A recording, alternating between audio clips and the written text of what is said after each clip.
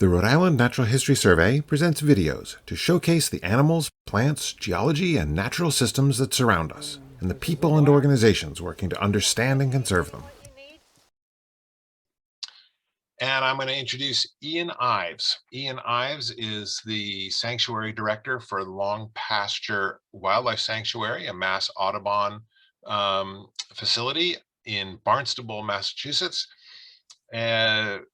I grew up on the Cape and in Falmouth, and Barnstable was where the rival football team came from. So apparently they have nature there too. Ian's been there about 15 years. He is largely responsible for setting up all the public facilities and programs at Long Pasture. I believe there was not much there but a building and some empty land when you got there, Ian. And now it's one of the engines of kind of environmental education in the mid and upper Cape. Ian has spent his career connecting people with wildlife. He has, in Southern New England, he has a master's degree in environmental studies from Antioch University. He was a keeper at the Franklin Park Zoo in Boston and an ecological science and conservation consultant for a while. And so thank you very much for joining us, Ian, today to talk about restoring Spadefoot toads. It's awesome. That's great. Thank you. Thank you. So should I do my thing here? Yep. Share my screen. There we go. And let me get to the beginning. There. Is that working? It sure is. Awesome. Great. Oh, Dave, thanks so much for inviting me. And thanks, James and Kira, for all of the prep that you put into this. And it's great to see such an engaged and knowledgeable group here. Many folks I recognize, mentors and colleagues and friends. It's really, really awesome. I wish this was more of an interactive affair, but we do what we can, right? Yep. Yeah. But it's great to have so many folks. What's our total? What are we looking at for numbers here, Kira? 71 right 71. now. Oh, that's amazing. Yeah, so that's awesome. So why aren't you all out crawling around looking for spadefoots? It looks like a good spadefoot night. Jay Cordero, my colleague in the project, is about to go out tonight to do some surveys at our Schumann Holly Sanctuary, which I'll talk to you all about. I'm leaving early, Ian. I've heard this early? talk. I heard this talk. So you're going to be butting in like this throughout the entirety of the presentation? No, I'm going to shut my thing off like I do. I'm sorry. No, but this is great. I'm excited to be here. There's a lot of excitement and momentum right now going on around the Spadefoot community, and I'm going to be talking about it a lot along the way. My interest in this little toad, this guy here, looks more like a dog than a toad, doesn't he? Came about when I was reading through an ecological management plan, an old ecological management plan for our Schumann Holly Sanctuary in Falmouth when I started 15 years ago. And lo and behold, there was some documentation by Tom Tyning of this little known Spadefoot toad that was found in a pump well, an old relic pump well from the farming era at that site. And he documented it, and that was in the early 90s. About that time, another researcher who was studying a different species happened to hear some Spadefoot toads calling at a Schumann Holly Wildlife Sanctuary and reported that to me.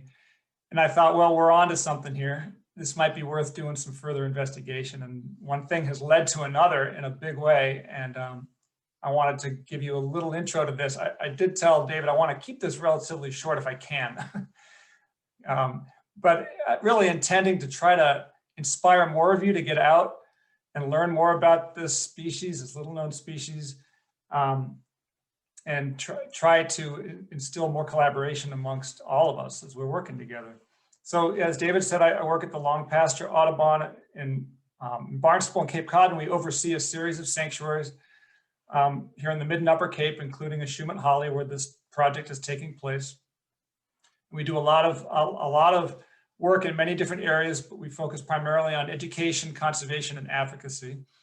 And Long Pasture, I'll just throw one more quick pitch, has a brand new discovery center that's going to be opening this summer. So if you haven't been to Long Pasture since COVID broke, we've been busy. And we're really excited to press the reset button and engage a broader audience in our new building. So please come visit us at Long Pasture. It's going to be fun.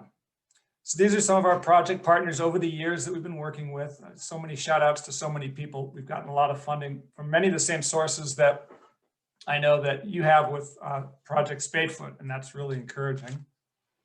But let's just kind of jump in. I know a lot of you have some general knowledge about Spadefoot toads with all the excitement going on at the Kingston Land Trust lately. How many of you got to see the Toad Rancher video?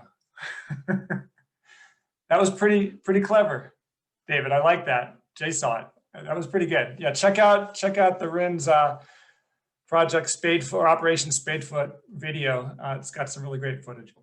Anyway, so this is the known range of the Spadefoot toad throughout North America. It runs kind of down through the Mississippi Valley and east Florida and southern states where the species is quite secure, all the way up into the northern extents of its range where you can see it begins to get fragmented.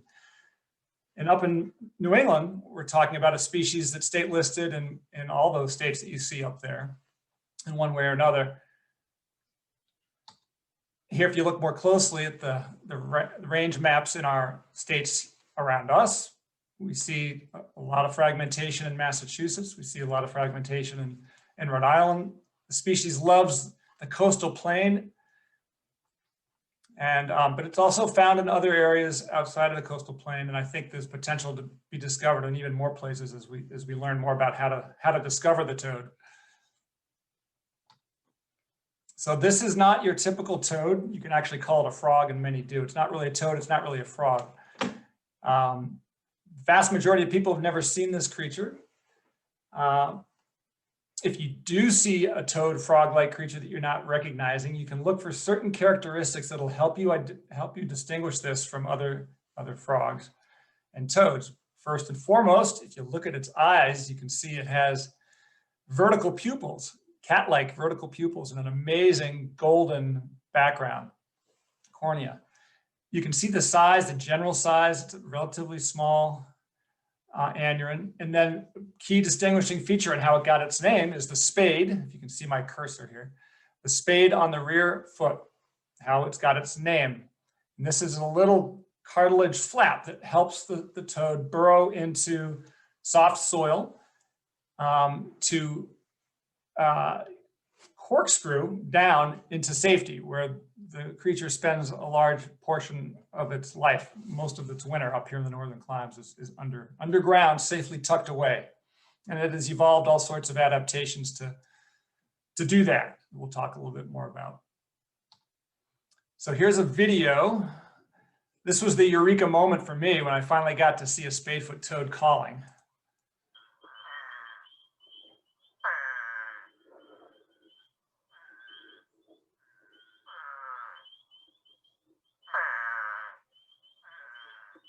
He's putting every bit of energy into that exercise. Now that video was taken on Sandy Neck Barrier Beach, which I'll talk to you a little bit about. That's right here in Barnstable, right outside behind me, about a quarter mile behind me in Barnstable Harbor. And what you're looking at with this toad is a male toad calling, obviously. And he's floating, as these calling toads like to do, on the surface of their vernal pools. In this case, he's in a vernal pool on Sandy Neck Barrier Beach, which is a cranberry bog, a natural cranberry bog. So you're looking at cranberry there. So who would have thought, right? They can produce that kind of a call like nothing else that I have ever heard. Liken it to a grumbling stomach, a sick goat, all sorts of other potential. It's worth one more.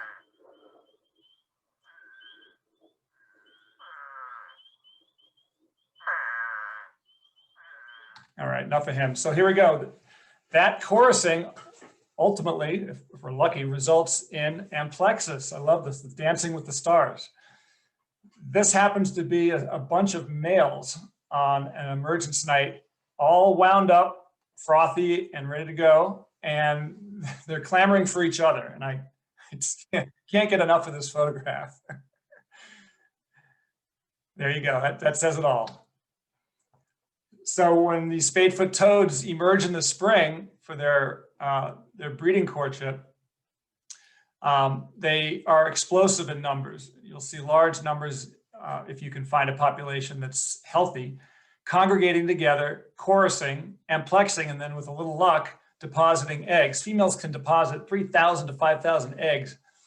And you're looking at images of the shape and size of these eggs. They're very small. They're not that dissimilar to blue spot salamander egg masses in that they're really soft and gelatinous in nature. They have many, many very small embryos. They attach them to the surfaces of the ponds close to the surface and on vegetation.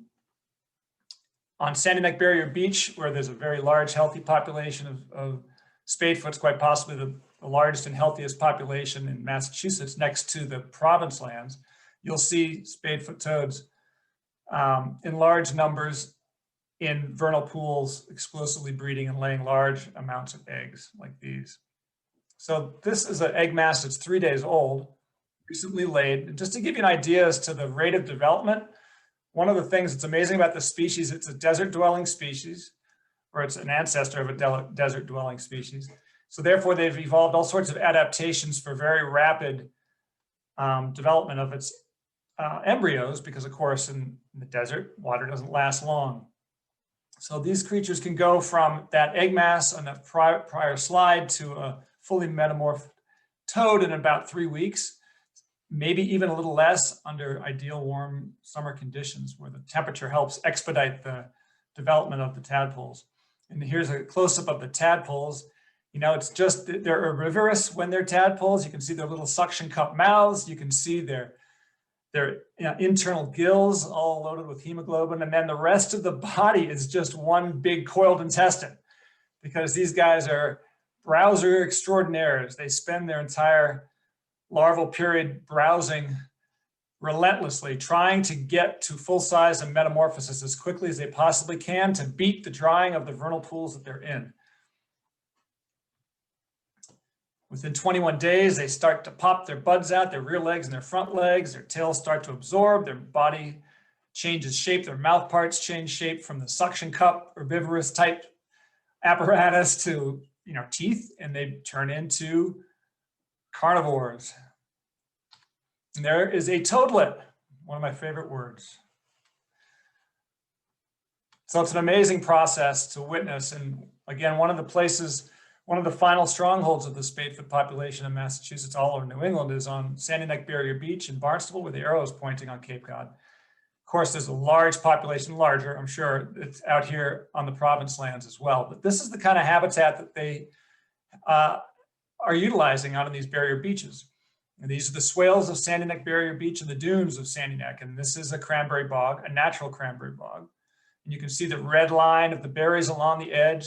The pools that Spadefoots prefer are the shallowest of pools. Again, because they've evolved this way, they prefer to forego deeper pools that would hold water longer in order to avoid the predators that really do them in, all sorts of invertebrate predators. So it's a trade-off. And we'll talk about a little later how that trade-off is a disadvantage to them up in the northern climes of their territory. But I love this image. This is classic Cape Cod Spadefoot habitat. If you were to walk out to this vernal pool right now, it would be bone dry. We're about 5 inches, at least last I checked. All right, David, I think we're somewhere around 5 inches shy of the average precipitation year to date in New England. We had a big drought last summer. It really drew down the water tables in a big way. So this pool should have water and has had water every April that I've been looking at it, is bone dry right now. So that does not bode well for the Spadefoot this year. It will likely be a year the Spadefoot forgoes breeding. And you'll see that some years they breed, some years they don't, and they've evolved to deal with that. This is another classic, maybe more traditional New England habitat prior to the demise of so many of the Spadefoot populations. This is in Rhode Island. I guess I can't disclose specifically where, right? But this is a real classic look to an inland Spadefoot vernal pool. Again, very shallow. They prefer pools around 12 inches or less in depth that are very ephemeral. They often choose pools in fields or on ecotone areas, edge habitat where it's sunny. They love the warm water. They love the shallow, predator-free environments. And their uplands are generally, like I was saying earlier, coastal plains, soft, soiled habitats. And here's a close-up to give you an example of the different colorations that you can see. One of the things we're looking at in our project at Ashumet Holly is to see if we can start utilizing some pattern recognition software to see if we can figure out individual spadefoots. They change color. They're not the easiest things to identify because of their changing colors. But this is a male on the left. You can see the nuptial pad protruding on the side here. So they were once common on the Cape, but of course all the land changes and other disturbances that have taken place over the years since colonization have really had a major impact. We know the story, right? The before and after. Wetlands in our area were abundant, and now less than half of the original wetlands in the US exist today. You know, most of those were small wetlands that were lost. So you can envision a scene on the left where you have isolated vernal pools of various shapes and sizes scattered throughout the habitat, which would be ideal for spadefoots. And then on the right, farming took place. You can see where the wetland might have been. You know, if you're doing some delineation, they're not hard to see where they might have been, but they're no longer there. So this is what happened at the Ashumet Holly Sanctuary. We know there were spadefoots at that location. We have documentation of it. The final remaining spadefoots that have been observed were likely holdouts. These are very long-lived species. They can hold out for a long time despite inadequate habitat. And we really wanted to try to figure out whether we could do some restoration at the site to help augment the population there. You know, if it would be one thing if we didn't know whether spadefoots could utilize the habitat, if the soil wasn't right or if there weren't appropriate vernal pools, but we knew that there were. So what can we do with the knowledge we have these days, with the ecological engineering techniques that we've developed, folks like Tom Biebenhauser and others, what can we do now to bring back the functioning wetland habitat the spadefoots need? And how can we meet the exact specifications? That's been the journey. It's a journey that's ongoing. We're learning a lot about this, and many of you that are in the room today are directly involved in helping us get to the point where we feel real confident in our ability to restore spadefoot habitat. So this is what we're looking at here for our project. This is, Mass Audubon does conservation, education, advocacy. We have a broad variety of mission goals. So for us to do this project, we really wanted to have a breadth to it. We didn't want to throw all our marbles into just restoration of the species at Ashumet, or just conservation and just restoration of vernal pools, but we wanted to incorporate a lot of education and collaboration, knowing that by doing so, we'd just be increasing the likelihood of the success of the project. And here we are 15 years in, we're still working on our conservation goals, and I'm really glad that we've been doing a lot of different project facets. So we would consider this project at Ashumet Holly to restore the spadefoots there, an experimental population technically. If you were to talk to Mass Natural Heritage and Endangered Species that permits this, they view this project as an experimental population. It gives us a little bit of latitude actually in terms of doing different experiments, again, at the site with the population, and we've done a lot. So ultimately, we wild collect spadefoot toad eggs from a healthy population on Cape Cod. That's the Sandy Neck Barrier Beach population. We propagate the larvae that we collect in captivity with area schools. We've recruited many schools over the years to help with this. We offer classroom and field-based education to students and teachers to teach them about the work we do. And then we successfully release the translocated toads from Sandy Neck Barrier Beach to Ashumet Holly. And now we're in the midst of this monitoring and post-release survival to determine if we're getting any return on this huge investment that we've put in, and ultimately to see if we can get some population viability and reproductive success. So I'm just going to hop through some slides to show you what we've accomplished and where we're at. Again, we've collected in the wild, we've propagated in captivity, we've successfully translocated many, many toads, and now we're here at this stage where we're looking for long-term breeding. We're doing a lot of monitoring to determine that, and ultimately successful, sustaining, viable population establishment. That's our conservation goal. So the rationale really, like I said, creating many paths for success. So at Mass Audubon, we know that land preservation is not enough. We're working with a lot of local land trusts here on Cape Cod to implement different management practices, stewardship practices that are above and beyond simply protecting and letting it be. Because we now know that that isn't going to work. We need to have an active role in managing the lands we protect. Endangered species conservation, obviously, is a large goal of the project. Wetland restoration is another facet that goes hand in hand with the endangered species conservation. And then this local experiential education represented on the right there. This is where we're involving as many people as we can in this work so that they feel a tangible connection to their community around them. And it's a lot more, not only tangible, but a lot more viable than, especially for kids, than thinking about the plight of the polar bear, right? Or what's going to happen to panda bears.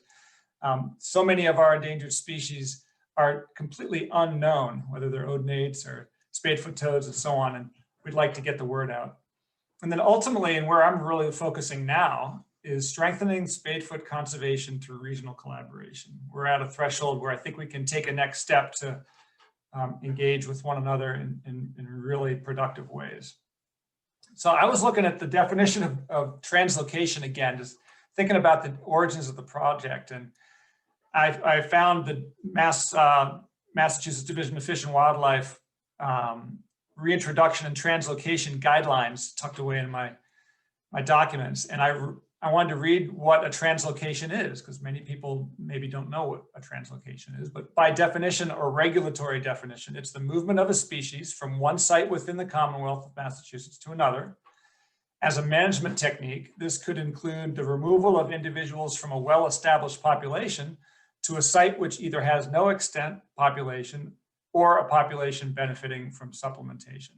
So that's exactly what we're doing. We're translocating as opposed to reintroducing. And by the way, there were 2 translocated vertebrates in Massachusetts that were licensed permitted prior to the start of this project in 2011. That was the beaver and the Plymouth red-bellied cooter. So I thought that was pretty amazing that the spadefoot was qualifying as the 3rd ever permitted vertebrate in Massachusetts to be translocated. Pretty cool. So here's a kumbaya photo. And David Gregg and Julia Fry at Kingston Land Trust got to experience this again this year after doing it. What was it, 2 years ago, David? Yeah, in Richmond, yep.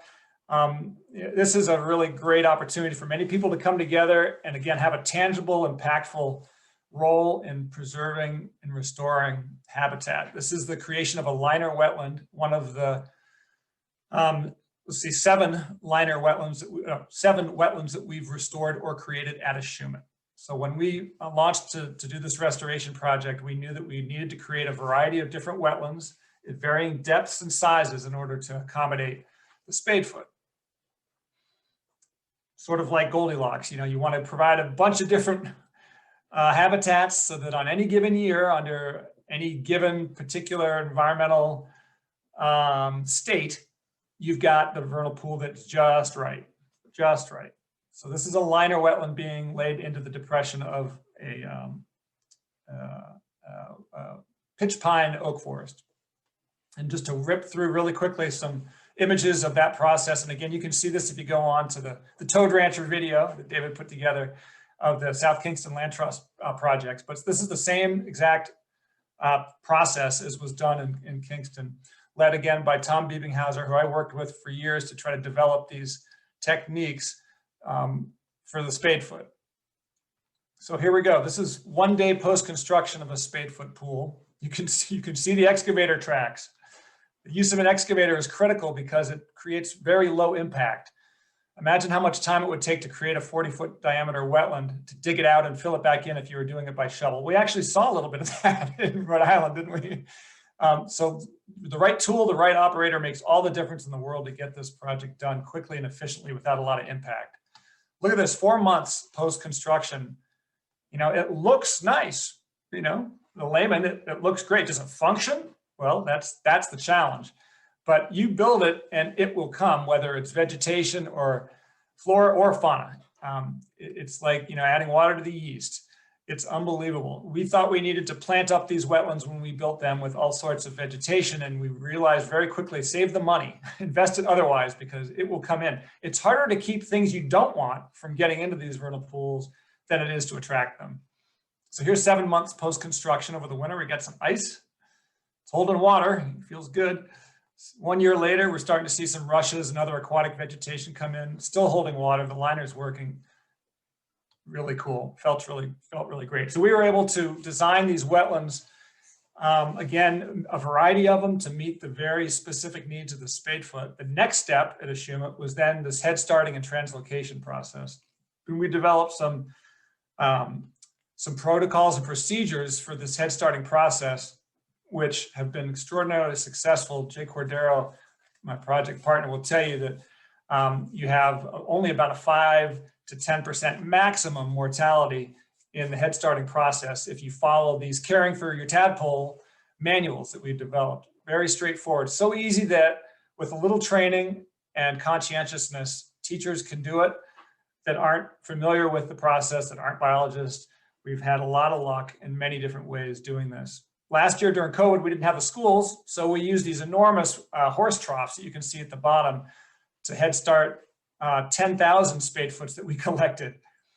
And what you're looking at here in the bottom is the metamorphosis pool. When the toads are getting ready to metamorphose, we set up a beach environment and we have some hiding spots so they can hide. And these guys will crawl right up onto the sand for their metamorphosis. At that point, we will then release them to the wild. So these are the real basics of how to head start in the classroom. And I know that Lou and many others have developed these techniques. It's not a secret anymore, but there are some, specific principles that you do want to follow. Overcrowding is a big issue, and water quality is a big issue, and diet. So if you can get those three things right, you're going to be able to raise Spadefoots real easily. And this is the basics we tell the teachers that want to do this. A 3 to 5 gallon aquarium, air pump and air stone, water conditioner. Make sure you're not putting tadpoles into bad water. That's a big boo-boo. You learn that doesn't work real quick. Aquarium dip net and a 5 gallon bucket to clean the water. And it's real straightforward. And then of course, the big benefit of doing head starting with students is that they get to that amazing, wow, tangible moment of being able to be part of the big release. And that's what you're looking at here. Kids of all ages, they're gonna remember this forever. So how has the translocations gone to date? Well, we've had some good years and some not so good years. We started the translocations and head starting in 2011. We had 3 years where there was no breeding on Sandy Neck Barrier Beach. We had several years where we collected a small number. We've now released 40,000 to date.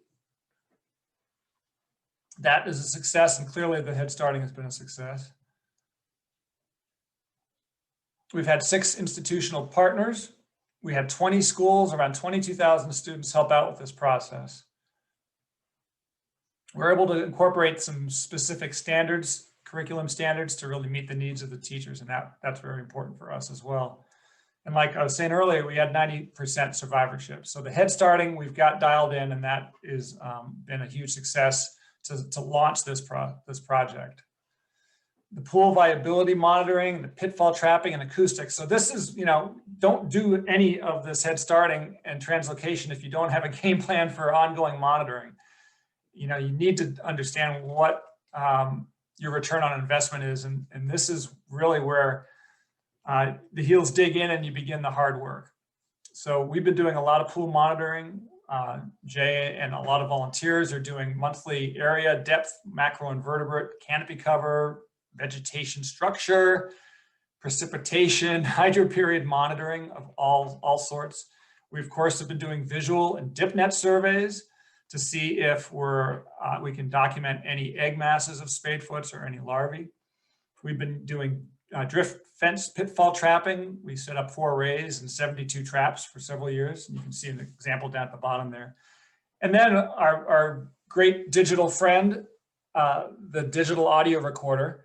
Wildlife Acoustics makes a really high quality, excellent audio recorder that we use to record sounds so that we don't always have to be there.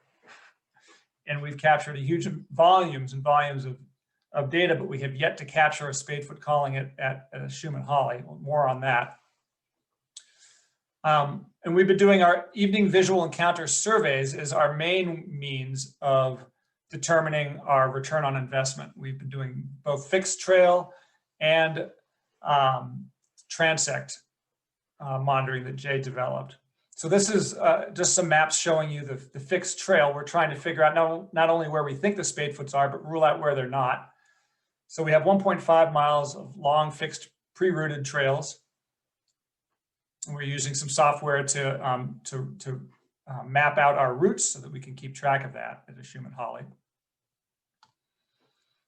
We're doing our evening visual encounter surveys as well. These are the transect surveys that are located in close proximity to the release sites of the Spadefoot. So the Spadefoots, I should have mentioned that we release them in and around the vernal pools that we've created. We don't disperse them in the uplands. I think it's really important that we release them at the pool sites. One, because it's moist down there. Two, they have a lot of cover. And three, we think there's got to be some connection to fidelity that we want to incorporate. So we want to release them at the site where they're going to be coming back to. So this transect work has been a real challenge. 23 transects, 25 meters long each. Takes a lot of time and effort. We have a core of volunteers that have been helping us. We're still learning the best search techniques. There's more on that I'd love to talk about with you all as we go along. Some more 10-year highlights. Visual encounters. Okay, so 4 years we've been doing these visual encounters now that I just described with the transects that I just described. 86 trail surveys and 97 transect surveys over these 4 years. So it's a lot of surveys. I feel like we're putting the effort in. The question is, are we tuning the effort just right? Are our searches being as effective as they can be? There's so much work to do to learn how to find Spadefoots. We have had some success in survival again. So here's some interesting statistics. There's been 203 toad captures. All right, these are post-metamorph toad captures, not individual toads themselves, but we've captured toads 203 times. There have been 676 metamorph captures. 123 individual toads have been captured. So if you're wondering how many have we caught, well, 123 is the answer. And 39.4% of those have been recaptured. So we are recapturing toads, which tells us something. It tells us, I think, that these toads don't necessarily move or disperse that far. Once we start to know where to look, we're likely to find toads again, especially if we're discovering burrows where the toads emerge from every day. Interesting information we learned recently, the maximum length of 67.2 millimeters and the weight of 25.40 grams is comparable to known breeding individuals at Sandy Neck Barrier Beach. So we have translocated and released toads that have grown up to be comparable to breeding individuals in healthy populations. So that's really encouraging. We're having multiple year cohorts surviving, and this is really good. We have the oldest marked individual being 4 years. I'm sure that we have older individuals than that. But again, the challenge now is to try to identify individual toads. We are marking and recapturing using toe clipping. And so we're trying to build up a total known number and draw some conclusions about just how many toads we now have at a Schumann Holly. And we're not there to be able to say with any definitive answer, but I'm feeling confident that we're getting close to around 200 or so out of the 40,000 we released. And it could be more than that. So the still to be determined phases, this is where it really gets tricky, is the breeding and the viability. Are we going to be able to get a breeding sustainable population here out of our efforts at a Schumann? And we've done 6 years of acoustic monitoring. We haven't heard any calling yet. We don't have any evidence of breeding. right? No calls, no eggs, no tadpoles, no amplexing pairs. We're exploring possibilities as to why this is the case, and there could be many possibilities. And I really want to learn and talk to our colleagues more about this, because this is where it really hits the road. So it could be a minimum density threshold that is preventing spadefoots from breeding in the vernal pools. You know, these are explosive breeders, right? So that could be what's going on. Could be an inability to chorus. I'm going to talk about that in a minute. Could be unsuitable habitat, meaning the vernal pools aren't quite meeting the exact needs. It could be pool conditions. One thing we know from studying the spadefoots at Sandy Neck and from lots of other research is that for spadefoots to breed successfully in the Northeast, there needs to be this perfect confluence of conditions, of environmental factors. And if they don't have that, it's just not going to work. So let's talk a little bit about that, because this is where I'm really interested in learning more. So they got the plight of the spadefoot in New England. What's going on? Why is it that the spadefoots are having such a hard time in the northern extents of their ranges? Like, what specifically is going on? Well, remember, they have these evolutionary adaptations, and then there's consequences to these evolutionary adaptations. So the toads have adapted to shallowest pools, right? They forego the deeper pools intentionally to avoid these predators. That's an adaptation to desert survival. That adaptation works well in the southern parts of its climate, where the water temperature is very warm during larval development. But here in the Northeast, where the water temperature is very cool in April and May, the northern extent of their ranges, this preference for shallow pools ends up resulting in low recruitment due to these climatic constraints. So what's happening is the spadefoot toads lay the eggs just fine, but the water dries up before they can get out of the pools, right? Because the water temperature is too low, they're developing at a slower rate. And you can see me kneeling down, sadly, picking up hundreds of thousands of spadefoot toad tadpoles that weren't able to escape that particular vernal pool on Sandy Neck Barrier Beach in time. So again, that's a pool on Sandy Neck Barrier Beach in a very healthy environment. And on many years, if not most years, all of the eggs that are laid become fertilizer before they get out. Yeah, sad. So the way to combat this in terms of our management at Ashumet is provide this large spectrum of pool sizes and depths, again, so that you get just the right conditions, all the stars come together on an individual year and give them the best chances to get out. Another evolutionary adaptation, I think, is having a consequence in the northern extent of their ranges is this delayed sexual maturity. You know, these toads are real slow to mature. So you have a slow return on the head starting investment. And I'm looking at ways that we can try to alleviate this, but right now it's really just patience. You got to have a lot of patience to be a spadefoot toad manager, to be a spadefoot toad rancher. Other evolutionary adaptations and consequences, this explosive breeding events of high intensity that we see that they've evolved to. Well, without an extent population is an intense calling trigger missing to initiate choruses. I'm starting to wonder that might be what's going on at Ashumet. In other words, are these toads that are being translocated having a hard time being initiated to chorus?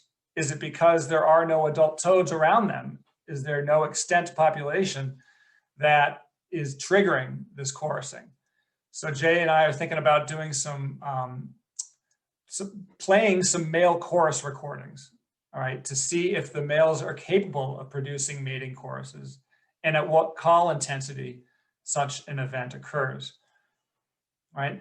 We don't know. Is this an innate behavior to call the first time, or is this a learned behavior?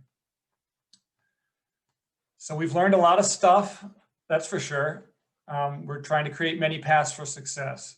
And one of the big takeaways for us is this multiple pool concept. Whenever we're creating wetlands or restoring wetlands at a site to benefit spadefoot toads, make sure you build a bunch and you make sure you do it in many different depths, in many different locations. And include education and advocacy, because the education and advocacy is what spurs new insights and adaptations to the work. We have a long way to go. I was really, really psyched to see and learn a little bit about Scott Buchanan's and Nancy Carricker's soon to be released paper on eye shine. You know, the myth about spadefoots is that it's very, very hard to find them because they're very secretive. And I would have said that when I started this project, but they may not be as secretive as we think. It may be that we're just not looking right. And this is, again, what Jay and I are looking for help with right now. How do you find spadefoot toads? What are the different ways that you can find them? Because you may not be finding them at the vernal pool, and you're not going to be finding them there if they're not breeding, right? That doesn't mean they're not out there, and there's not a potential for a viable population. Using properly located headlamps to find spadefoots is critical. You can't just use a headlamp or a lamp or a flashlight that you're holding in your hand. You're not going to get the eye shine reflection that you're looking for. And I think that this finding that they have in this paper is going to be really revealing to a lot of us, and it might allow us to rethink our ability to find spadefoots in the uplands as they're moving around foraging. Again, this is a classic example of just an adaptation, tweaking the way you look and thinking about the way you look. Here's another way to look. It doesn't get any cuter than this. This is Newt, who is a canine, obviously. He's an olfactory wizard, and he is being trained by Kristen Hoffman, who's an associate professor at St. Lawrence University. And she came to a presentation Jay gave several years ago and said, I'd love to try out my puppy to see if he can help you find spadefoot toads. And dogs have been used for turtles with a lot of success in many places around the world. And we're looking to see if we can do some trials again this year, in the second year, to have Newt help us sniff out toads and be an aid to our searching abilities. So these are some of our goals for 2021 and beyond. Begin induced calling at a Schumann holly, see if we can trigger some calling, kind of get those toads up to a capacity, a virtual capacity, or a certain threshold that they're looking for in order to begin their calling. We're going to do increased search with our canine olfactory study. And then I'd love to really ramp up our regional efforts, begin monitoring populations elsewhere in the region, right? Support translocation and monitoring efforts in the region, and then document habitat preferences, document breeding pool preferences. Think about whether toads can be translocated across state lines ultimately. And then creating guidelines for habitat restoration, meaning like to build or not to build.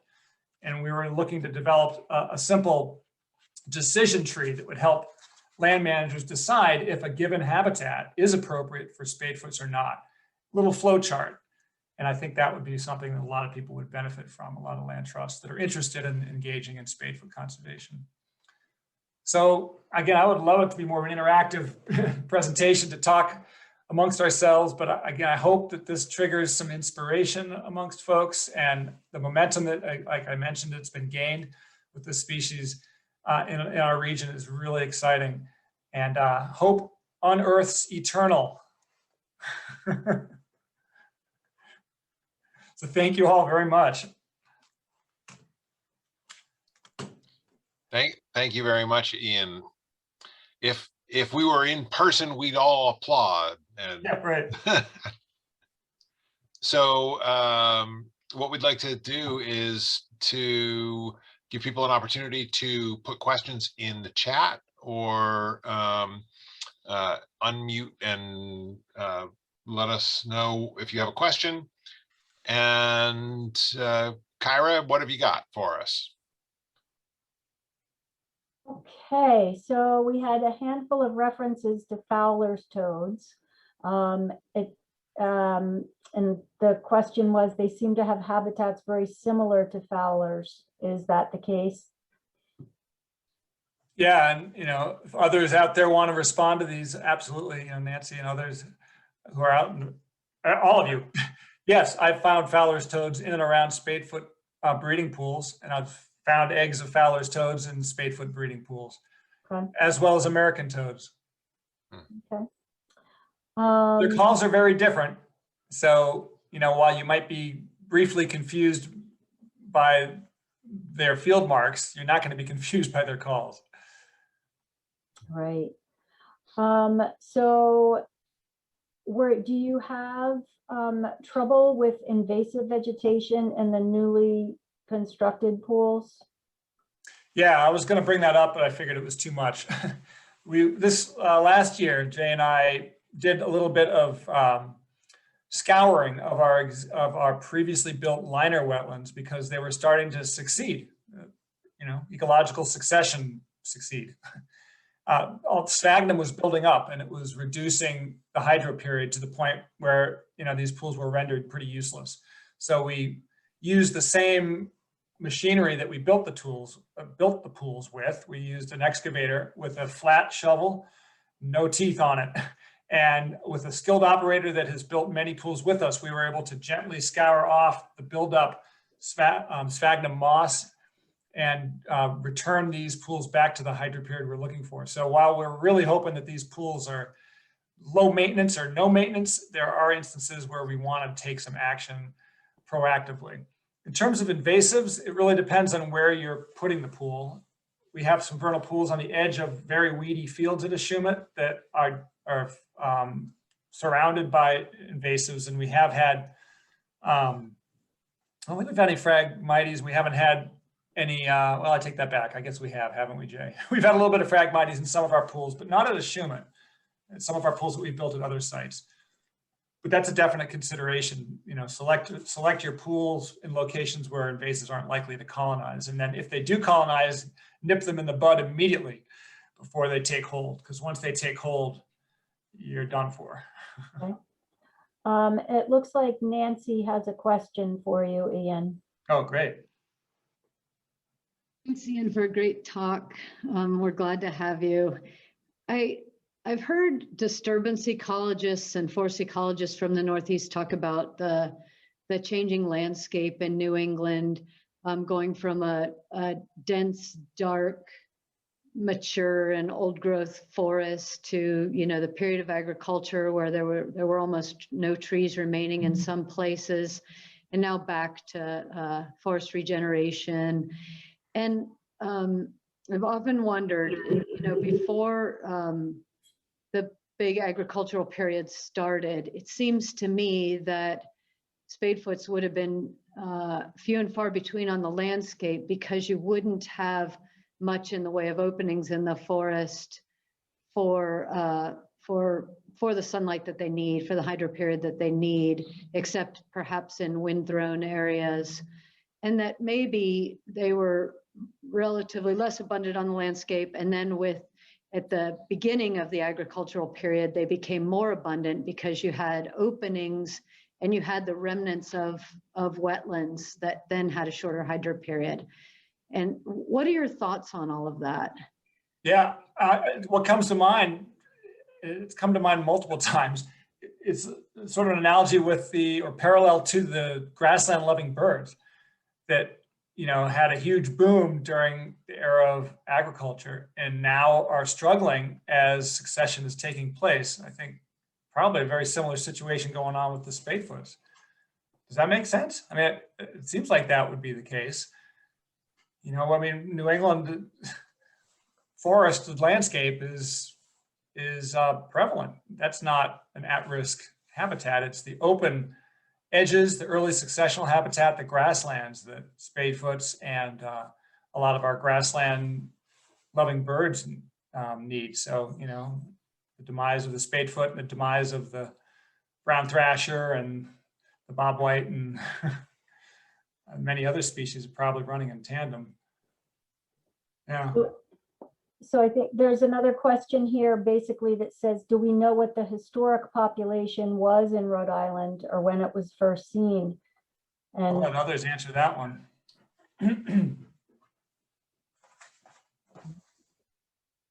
Chris Rattel talks about that in his new book. You can see a great chapter on Spadefoots.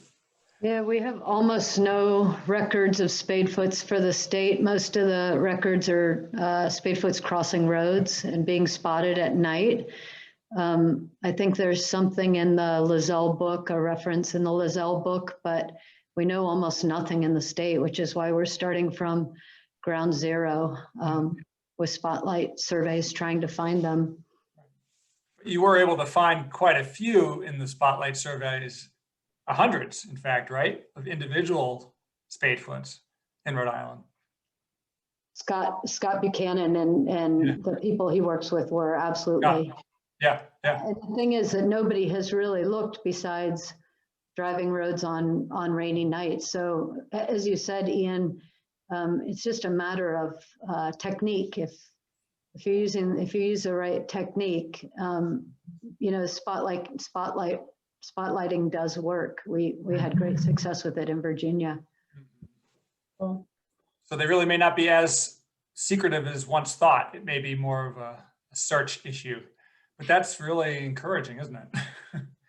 Yeah. So there's there's one comment here, just that there's a population in the Connecticut River Valley, and the area is a sandy river floodplain swampland. The area has always been swampy. And then a member who says he lives adjacent to a pine barren habitat and would be interested in guidance about how to go about surveying. And the comment that it probably wasn't all just dark full canopy forest, at least in the coastal plain.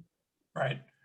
Well, the Scaph group, as it's known, Scaph infection, as it's known, jokingly, was set up by Jake Kubel and is looking to assemble a group of residents to document additional Spadefoot populations across the state. And if you're interested in you know, determining whether a specific site has occurrences or whether it might be suitable for an ultimate translocation or habitat restoration, reach out to Jake Kubel at Mass Fish and Wildlife. He's the resident amphibian specialist, a counterpart to, you know, Scott Buchanan, and he can get you involved in the Scaph group, and you'll learn a lot that way.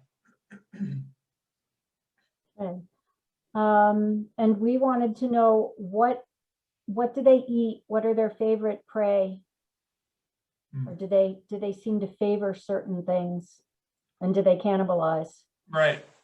Brad Tim and Kevin Ryan did a lot of studies looking at Spadefoot movement and diet preferences and burrowing and so on. And they were showing they'll eat all sorts of stuff. Maybe not so much certain ants, but they'll eat any other small invertebrate that they get their bulgy eyes across. Okay, so David had a comment about the first Europeans in Narragansett Bay found a lot of Native American cornfields, maybe looking at overlap between soil preferences for corn and Spadefoots. Probably sunnier places were available. How about vulnerability to chytrid? Yeah, that's a really good one. I don't have much details on that. When it comes to the upland, the suitable upland habitat, it really is about soft substrate that can be penetrated by the toad. So hard packed fields that have been run over for years by tractors get, you know, really impacted, and it's very difficult for Spadefoots to burrow. We did a real simple test where we set up some mesh 5 years ago and put a couple Spadefoots in it and just waited up to see if they could burrow at some of the fields at Long Pasture Wildlife Sanctuary that were former agriculture fields. And the toads had a real hard time getting down. They couldn't get their heads below the ground. They started, but they couldn't get much deeper. Simple test is just take your thumb. And if you can burrow down easily into the soil with your thumb, then the Spadefoot can as well. But if you can't, they're going to have a really hard time. But chytrid is a big deal. There might be others in the audience that can speak to that.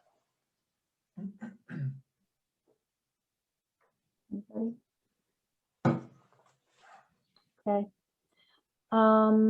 So back to the translocation definition, we have the question that the Rehoboth population is the closest Spadefoot population to the possible restoration site in Barrington. And is that Massachusetts rules and regulations gonna be a problem with that? Yes, it is. Yeah, it's a process of learning more information about the risks of translocating longer distances, and state regulators getting together to talk through this is really what's necessary before we'd ever get to that point. I think it's gonna take, clearly some time, but I don't think there's any doubt that the Spadefoots over their evolutionary period were moving reasonably long distances, not each individual, of course, but over evolutionary time. I don't think 50 miles necessarily is an extremely long distance that would have an impact in any kind of genetic way. So I guess that's the big question. Would you be potentially compromising genetics of populations by moving them? And what would that threshold be? I think there's definitely some room for debate in that. The Rehoboth population is bizarre. It's just this little tiny residual holdout population in the middle of this neighborhood. It's astounding that there's any Spadefoot still alive, because it's surrounded by roads, one, and homes. It's highly disturbed and very impacted. And I think it's just that little population, Rehoboth, has somehow managed to adapt to low dispersal. So low dispersal populations are going to win out in the suburbs. If you're dispersing long distances in the suburb, your population isn't going to make it very long. Right. That's an amazing situation there. Nancy says the Spadefoots in Rehoboth were out last night. I heard that on the Scaph group. First emergence. There's been a couple of emergences at Shumat. Jay could probably tell you, Jay, if you unmute, you could give an update on the last couple of days.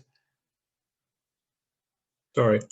Yeah, the first emergence was a week ago at Shumat, and then haven't had one since until last night. Last night we had 3 toads were observed in a night of monitoring for about 2 hours worth, and 2 of them I'm at a loss to explain.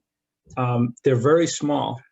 They're 1.6 grams, which to me is a toad that should have been born this year, but obviously there was no breeding going on this year, and they wouldn't have gotten to that size in the short amount of time since winter. So these toads were released, and these toads were likely born last year from headstarting that we did at Long Pasture, but to have them only grow to 1.6 grams in a year overwintering it completely throws a monkey wrench into how fast I thought these things grew from year to year.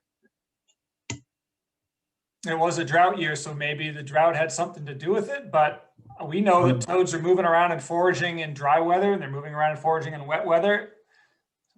So, yeah. I don't know what to make of it. One is an anomaly. I found 2. 2 is a coincidence. Right. If I start to find more, then that says something happened in the last year with respect to their hibernation or with weather or something that's causing that cohort to grow slowly. But with only a sample size of 2, I'm hoping to see how big the next few toads are that we get over the course of the rest of the season. Yeah. So there's a question about how these pools are functioning, or are they attracting other vernal pool obligate species? Isn't that the idea? You monitor to see if they are, and then you don't want them to do that? Is that right? We don't want them. All the lessons and research we've done is intended to create wetlands that are that perfect niche for the Spadefoot and are excluding the unwanted. So, yeah, and our Shumat pools, Jay, right, Jay, you're not finding a lot of macroinvertebrates that are potentially predating on the Spadefoot. No, the hydro period is too short. So the bottleneck for these animals is from the tadpole to the metamorph stage and getting themselves from one life stage in the water out to on land. It's not predation. I'm finding very little.